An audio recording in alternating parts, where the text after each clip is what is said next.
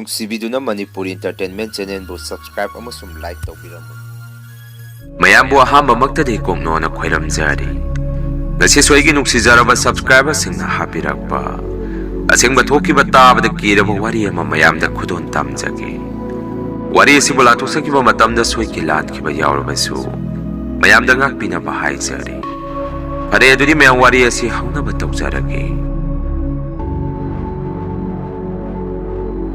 ai gaming sala ama kaujai wari singa sidagi matam kharagi mamang haibadi sahi mari mukki mamangda ai sada thengnakiba kiraba thaudo amaki wari ni matam ado koi kangu se class 12 loiraga lairik makha tamthadana thabak suba hazira subo ina salammi tasengna idi ai gi sagai ge kaka amagi matung inarammi imanaba kharasu exam fail ga oibaga yumda sum leibado tawpong khangde haidana makoi suai ge tung inarammi nomu numit amade koi kakana ingonda sumna hairakhi salama handaki thabak se asai da sugadaba mante lamda leiraga sugadaba mali nang yauge haibra natarga lehorage haibra hangakhi aina mukana kaidawbagi lehuduriki laktoi ni kaino aide duna bo hena pamjai hairammi kakaduna muk nang lakke haiba yabu yaturibo nakoi kangune na tawriduna thabak na marola mahaitriba tanna marola matalliba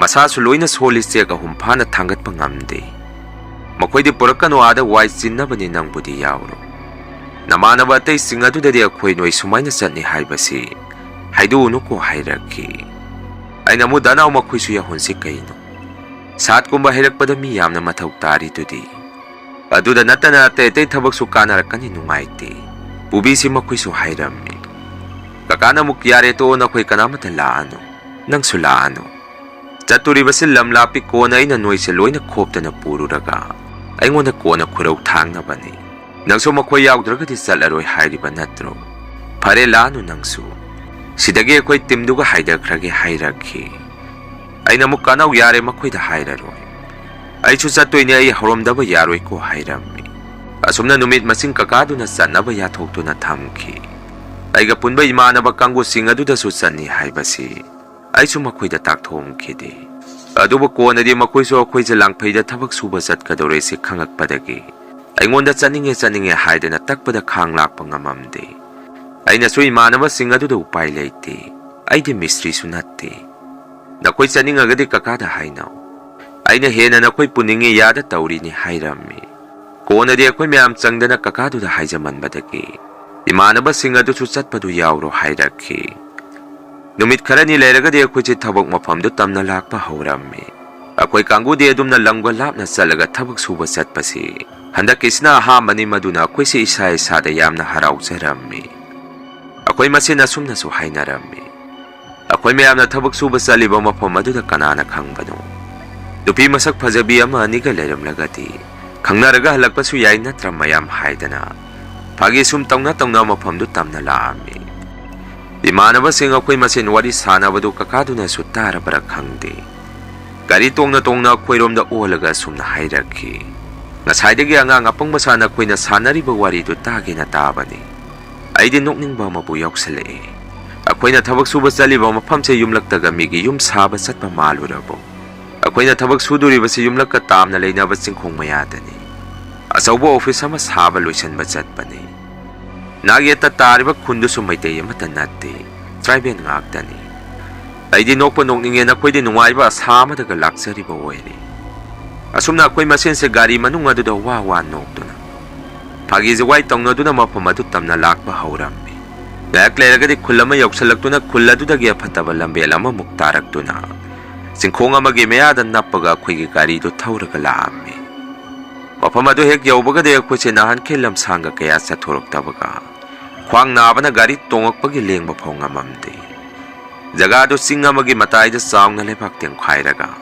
achauba matholani longba office ama saba loisandana leiramme akhoina leiriba mafam adu dage sum tamne yang thakibada khun kya ma sumakha da tabu uramme dumituma de khoi mioi 10 mukse saba loisandriba office adu da sangaga lepham chafam tumpham na singba si mafam chana sindong naramme numidang wayam tasalakpa matamada waidadi manak adaida tabak khundugi mira khangde kaka hoige lengda nupa ama bullet thaurga khoige mafam adu da sangakhi Kakagaso khutka soknaduna makhoi wari kharasu sanarammi.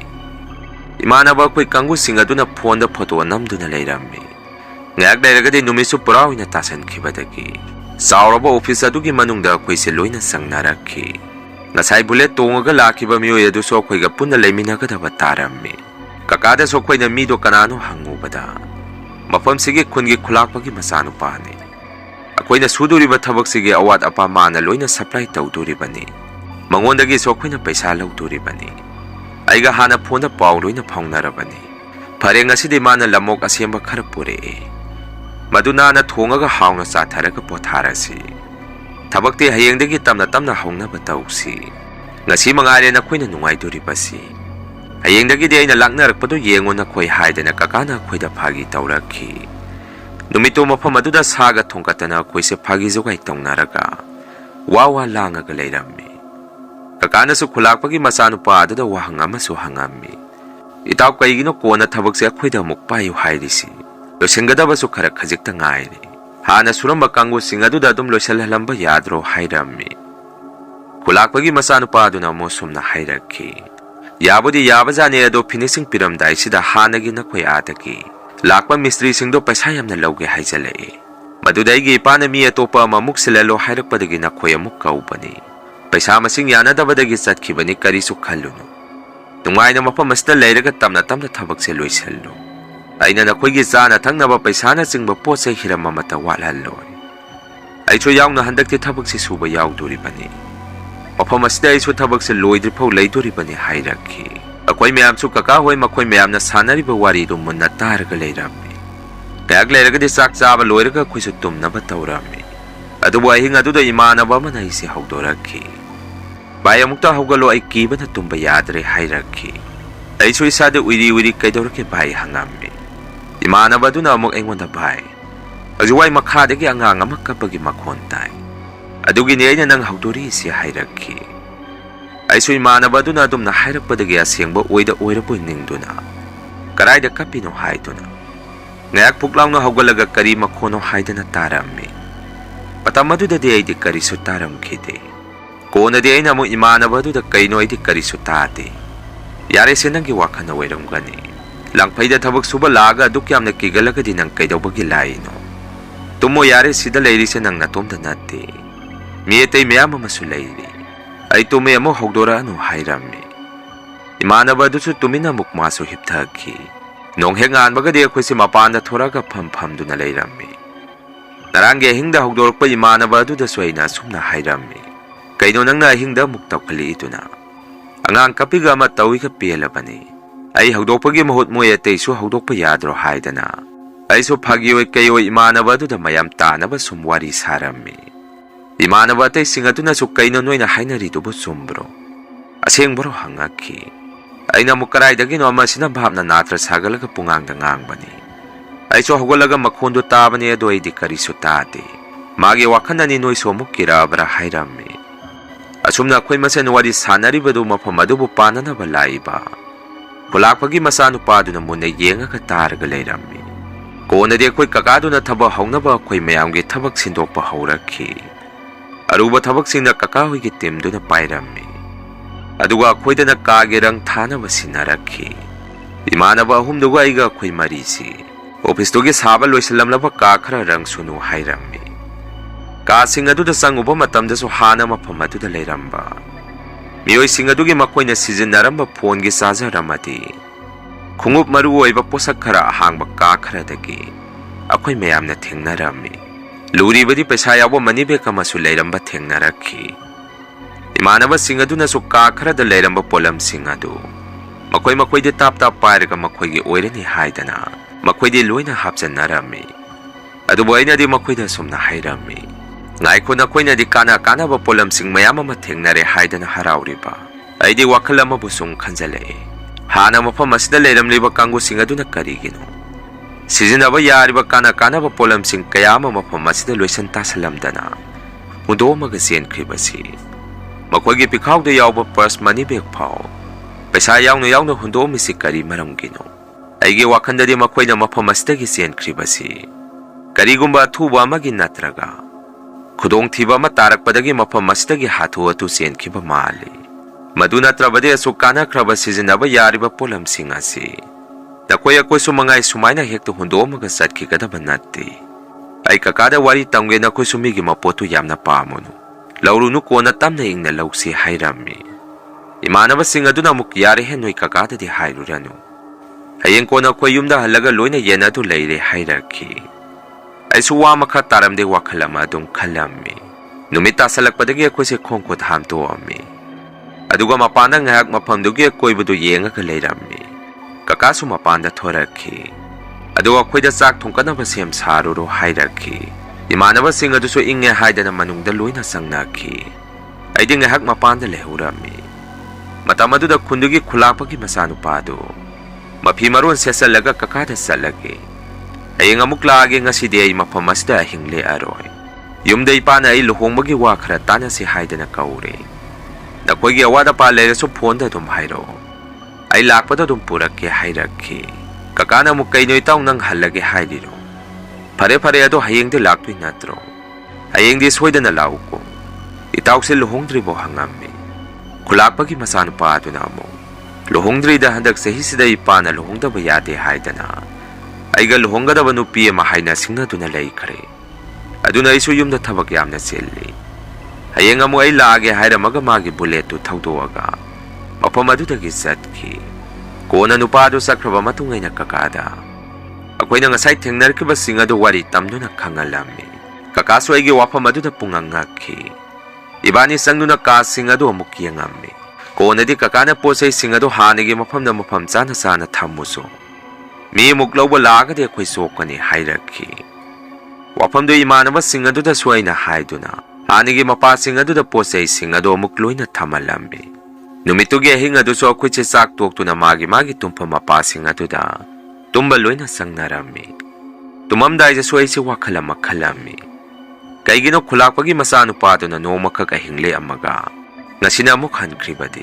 ꯃꯥꯒꯤꯗꯣ ꯑꯣꯏꯗꯕ ꯉꯥꯡꯕ ꯑꯃꯗꯤ ꯌꯥꯎꯔꯤ ꯈꯜꯂꯝꯃꯤ꯫ ꯉꯥꯏꯍꯥꯛ ꯑꯗꯨꯝꯅ ꯋꯥꯈꯜ ꯇꯧꯔꯝꯃꯒ ꯑꯩꯁꯨ ꯇꯨꯝꯊꯔꯝꯃꯤ꯫ ꯑꯗꯨꯕꯨ ꯅꯨꯃꯤꯠꯇꯨꯒꯤ ꯑꯍꯤꯡ ꯑꯗꯨꯗꯤ ꯑꯉꯛꯄꯅꯤ꯫ ꯃꯈꯥꯗ ꯂꯩꯔꯤꯕ ꯀꯥ ꯑꯍꯥꯡꯕꯁꯤꯡ ꯑꯗꯨꯗꯒꯤ ꯑꯉꯥꯡ ꯃꯆꯥ ꯑꯃꯅ ꯂꯥꯡꯅ ꯂꯥꯡꯅ ꯀꯞꯄꯒꯤ ꯃꯈꯣꯜ ꯑꯃ ꯑꯩꯅ ꯇꯥꯔꯛꯈꯤ꯫ ꯃꯈꯣꯜ ꯑꯗꯨ ꯍꯦꯛ ꯇꯥꯔꯛꯄꯒ ꯑꯩꯁꯨ ꯐꯨꯛ ꯂꯥꯎꯅ ꯍꯧꯒꯠꯂꯝꯃꯤ꯫ ꯁꯨꯝꯇꯥꯗ ꯇꯥꯁꯜꯂꯨꯔꯒꯗꯤ ꯃꯈꯣꯜ ꯑꯗꯨ ꯑꯩꯈꯣꯏꯅ ꯇꯨꯝꯃꯤꯕ ꯀꯥ ꯑꯗꯣꯝꯗ ꯇꯞꯅ ꯇꯞꯅ ꯅꯛꯁꯜꯂꯛꯄꯒꯨꯝ ꯇꯥꯔꯛꯈꯤ꯫ ꯑꯩꯁꯨ ꯁꯨꯝ ꯅꯛꯁꯜꯂꯛꯄꯗꯒꯤ ꯀꯤꯔꯛꯇꯨꯅ ꯏꯃꯥꯟꯅꯕꯁꯤꯡ ꯑꯗꯨ ꯍꯧꯗꯣꯛꯑꯝꯃꯤ꯫ ꯃꯈꯣꯏꯁꯨ ꯂꯣꯏꯅ ꯍꯧꯒꯠꯂꯛꯈꯤ꯫ ꯏꯃꯥꯟꯅꯕꯁꯤꯡ ꯑꯗꯨ ꯂꯣꯏꯅ ꯍꯧꯒꯠꯂꯛꯄꯗꯒꯤ ꯃꯈꯣꯜ ꯑꯗꯨ ꯃꯈꯥꯔꯣꯝꯗ ꯑꯃꯨꯛ ꯇꯞꯅ ꯇꯞꯅ ꯀꯨꯝꯊꯈꯤ꯫ ꯑꯩꯅꯁꯨ ꯚꯥꯏ ꯑꯉꯥꯡ ꯀꯞꯄꯒꯤ ꯃꯈꯣꯟ ꯇꯥꯏ, ꯅꯈꯣꯏꯗꯤ ꯇꯥꯗꯕ꯭ꯔꯣ ꯍꯪꯉꯝꯃꯤ꯫ ꯏꯃꯥꯟꯅꯕꯁꯤꯡ ꯑꯗꯨꯅ ꯑꯃꯨꯛ ꯑꯣ ꯉꯁꯤꯅ ꯅꯪ ꯑꯃꯨꯛ ꯏꯒꯟꯗꯕ ꯅꯨꯄꯥ ꯑꯃꯗꯤ ꯉꯁꯤꯗꯤ ꯀꯤꯕ ꯍꯧꯔꯛꯑꯕ ꯃꯥꯜꯂꯤ ꯍꯥꯏꯔꯛꯈꯤ꯫ ꯑꯗꯨꯝꯅ ꯑꯩꯈꯣꯏ ꯃꯁꯦꯟ ꯋꯥꯔꯤ ꯁꯥꯟꯅꯔꯤꯉꯩ ꯀꯀꯥꯗꯨꯁꯨ ꯇꯨꯝꯕ ꯌꯥꯗ꯭ꯔꯕ ꯃꯥꯜꯂꯤ꯫ ꯀꯩꯗꯧꯅꯔꯒꯦ ꯇꯨꯝꯅꯔꯣ, ꯑꯍꯤꯡ ꯑꯁꯤꯗ ꯀꯔꯤ ꯋꯥꯔꯤ ꯁꯥꯟꯅꯔꯤꯅꯣ ꯉꯥꯡꯉꯛꯈꯤ꯫ ꯑꯍꯤꯡꯗꯨꯃꯁꯨ ꯀꯤꯅ ꯀꯤꯅ ꯑꯗꯨꯝ ꯍꯧꯈꯤ꯫ ꯅꯣꯡ ꯍꯦꯛ ꯉꯥꯟꯕꯒꯗꯤ ꯀꯀꯥꯗꯨꯁꯨ ꯑꯃꯨꯛ ꯃꯈꯣꯜ ꯑꯗꯨ ꯇꯥꯔꯕ꯭ꯔꯥ ꯈꯪꯗꯦ ꯑꯩꯈꯣꯏ ꯄꯨꯟꯅ ꯍꯧꯗꯣꯔꯛꯈꯤ, ꯑꯗꯨꯒ ꯃꯈꯣꯜ ꯑꯃ ꯇꯥꯕ꯭ꯔꯥ ꯌꯦꯡꯉꯨ ꯍꯥꯏꯔꯛꯈꯤ꯫ ꯇꯧꯕꯇꯕꯨ ꯑꯉꯥꯡ ꯀꯞꯄꯒꯤ ꯃꯈꯣꯜ ꯑꯗꯨꯃꯛꯅꯤ ꯍꯥꯏꯕꯗꯤ ꯑꯩꯈꯣꯏꯗꯗꯤ ꯍꯥꯏꯗꯣꯔꯛꯈꯤꯗꯦ꯫ ꯑꯗꯨꯕꯨ ꯑꯩꯗꯤ ꯑꯗꯨꯝ ꯈꯪꯉꯝꯃꯤ ꯀꯀꯥꯁꯨ ꯃꯈꯣꯜ ꯑꯗꯨ ꯇꯥꯔꯦ ꯍꯥꯏꯕꯁꯤ꯫ ꯑꯁꯨꯝꯅ ꯃꯊꯪ ꯃꯅꯥꯎ ナꯏꯅ ꯃꯐꯝ ꯑꯗꯨꯗ ꯊꯕꯛ ꯁꯨꯕ ꯂꯥꯛꯄ ꯑꯩꯈꯣꯏ ꯀꯥꯡꯕꯨꯁꯤ ꯑꯃꯃꯝꯇ ꯑꯣꯏꯅ ꯃꯈꯣꯜ ꯑꯗꯨ ꯑꯍꯤꯡꯗ ꯇꯥꯕ ꯍꯧꯅꯔꯛꯈꯤ꯫ ꯉꯛꯂꯤꯕꯗꯤ ꯃꯈꯣꯜ ꯑꯗꯨ ꯃꯤ ꯄꯨꯂꯞ ꯑꯣꯏꯅꯁꯨ ꯇꯥꯍꯜꯂꯝꯗꯦ, ꯑꯍꯤꯡ ꯑꯃꯗ ꯃꯤ ꯑꯃꯃꯝ ꯁꯨꯝ ꯇꯥꯍꯜꯂꯝꯃꯤ꯫ ꯃꯁꯤ ꯄꯨꯝꯕ ꯀꯣꯟꯅ ꯑꯩꯈꯣꯏ ꯄꯨꯟꯅ ꯈꯪꯅꯔꯛꯄꯗꯒꯤ ꯑꯍꯤꯡꯗ ꯑꯉꯥꯡ ꯑꯃꯅ ꯀꯞꯄꯒꯤ ꯃꯈꯣꯟ ꯇꯥꯔꯤꯕꯁꯤ ꯑꯐꯕꯗꯤ ꯑꯣꯏꯔꯣꯏ, ꯑꯩꯈꯣꯏ ꯆꯦꯛꯁꯤꯟꯅ ꯂꯩꯁꯤ꯫ ꯈꯨꯂꯥꯛꯄꯒꯤ ꯃꯆꯥꯅꯨꯄꯥ ꯑꯗꯨꯁꯨ ꯂꯨꯍꯣꯡꯕꯒꯤ ꯊꯕꯛ ꯆꯤꯜꯂꯤ, ꯂꯥꯛꯄ ꯁꯪꯗ꯭ꯔꯦ ꯍꯥꯏꯗꯅ ꯂꯥꯛꯑꯣ ꯌꯥꯗ꯭ꯔꯦ ꯍꯥꯏꯔꯛꯏ ꯍꯥꯏꯗꯅ ꯀꯀꯥꯅ ꯑꯩꯈꯣꯏꯗ ꯊꯕꯛ ꯁꯨꯕꯒꯤ ꯑꯍꯥꯟꯕꯒꯤ ꯈꯨꯠꯁꯨꯃꯜ ꯑꯁꯤꯗꯤ ꯂꯧꯊꯣꯛꯈꯤꯁꯤ, ꯑꯗꯨꯒ ꯌꯨꯝꯗ ꯊꯨꯅ ꯍꯟꯈꯤꯅꯕ ꯇꯧꯔꯁꯤ ꯍꯥꯏꯔꯛꯈꯤ꯫ ꯋꯥꯐꯝ ꯑꯗꯨꯗ ꯑꯩꯈꯣꯏ ꯃꯁꯦꯟꯁꯨ ꯑꯃꯠꯇ ꯑꯣꯏꯅ ꯌꯥꯅꯗꯨꯅ ꯄꯩꯁꯥ ꯈꯔ ꯍꯥꯟꯅ ꯂꯧꯊꯣꯛꯄ ꯌꯥꯅꯕ ꯊꯕꯛ ꯃꯆꯤꯠ ꯈꯔ ꯑꯊꯨꯕꯗ ꯂꯣꯏꯁꯤꯟꯅꯕ ꯇꯧꯔꯝꯃꯤ꯫ ꯑꯗꯨꯕꯨ ꯂꯥꯏꯕꯛ ꯊꯤꯕꯗꯤ ꯑꯩꯈꯣꯏ ꯀꯥꯅꯥꯎꯁꯤ ꯃꯐꯝ ꯑꯗꯨꯗ ꯏꯊꯥ ꯊꯥꯖꯗꯅ ꯌꯥꯝꯅ ꯀꯟꯅ ꯅꯥꯕ ꯍꯧꯔꯛꯈꯤ꯫ ꯍꯤꯗꯥꯛ ꯆꯥꯔꯒꯅ ꯍꯦꯟꯅ ꯑꯅꯥꯕꯗꯣ ꯍꯦꯟꯖꯜꯂꯛꯄꯒꯨꯝ ꯇꯧꯔꯛꯈꯤ꯫ ꯀꯣꯟꯅꯗꯤ ꯃꯊꯪ ꯃꯅꯥꯎ ꯅꯥꯏꯅ ꯂꯩꯃꯤꯟꯅꯔꯤꯕ ꯑꯩꯈꯣꯏ ꯄꯨꯟꯅ ꯃꯤꯑꯣꯏ 10ꯁꯤ ꯃꯊꯪ ꯃꯅꯥꯎ ꯅꯥꯏꯅ ꯂꯥꯏꯑꯣꯡ ꯈꯪꯗꯅ ꯃꯊꯪ ꯃꯊꯪ ꯅꯥꯕ ꯍꯧꯔꯛꯈꯤ꯫ ꯈꯣꯡ ꯍꯥꯝꯗꯕ ꯑꯣꯕ ꯐꯥꯏꯕ ꯂꯦꯞꯇꯅ ꯇꯧꯔꯛꯈꯤ꯫ ꯃꯇꯧ ꯀꯌꯥꯁꯤꯗꯒꯤ ꯑꯩꯁꯨ ꯄꯥꯈꯠꯂꯛꯄꯗꯒꯤ ꯂꯥꯏꯟ ꯆꯦꯟꯕ ꯏꯆꯦ ꯂꯧꯕ ꯏꯕꯥꯏꯗ ꯐꯣꯟ ꯇꯧꯔꯝꯃꯤ꯫ Ibai gari ani khakta akoina thabak suriba mafam asida akhoi lauba lakpiyu. Yaragadi ngasi adum lakpiyu yumdadi hairunu. Babana paw asi tarati ngangakani. Aina thabak chatpisi babana yadabani hairammi. Ibai soigi wari pumba taraba matung mamanabagi gari amaga. Magi gari duga tauraga akoise mafam adudagi khudakta laukthokpa lakhi. Yum hek yaubagadi angakpani mafam aduda turatuna narakhibasinga adu. Yum hek yaubagadi haksangi phibamse loina kankhannarakhi. Nong nini muk leiraga aina mafam aduda pukhiba posei khara. Titananda haure haibasi khangakhi. Aida natana thabak suminariba akhoi kangugi phone gi charger. Amadi sena sananaba phurit piron kolik loina hundomkhi. Matam aduda isu wakhal ama ningsingakhi. Thoriba thogdoksida oire makhoi mafam aduda maru oiba potsai pau hundomi sidi khangakhi. Haibadi mamangda koina ka kharada changubada potsai khara thengnarakkhibaduni. Makhoi su akhoida tariba dasasi tarakpadagi potsai singdu hundomaga senakhiba oirammi. Mafam aduda kariguma tamthiraba posakamadi lehauri. Masini mayam ngasigi rian horror story. Mathangi warida mayam punamuk thengnarasi. Ngasigidi mayamdagi kainanaba bidai laujari.